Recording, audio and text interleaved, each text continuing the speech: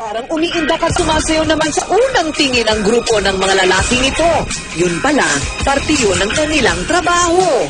Ad spinning ang tawag dito, ang pinakabagong paraan ng pagpapatalastas o pag-anunsyo ng mga serbisyo.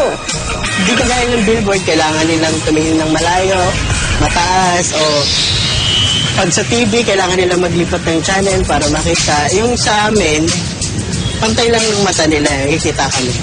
Yan yung pinagkaiba namin. At saka may personal touch yung ginagawa ng advertising.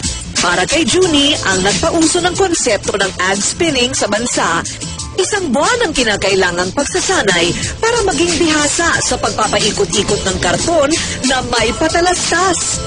Dinala namin ang grupo ni Junie sa isang mataong lugar upang ipamalas ang galing ng mga ad spinners at syempre para ipatalastas na din ang aming programa.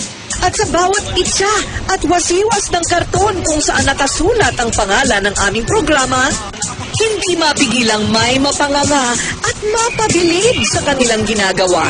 Kung ang mga ad spinners karton ang iniitsa at pinapaikot-ikot,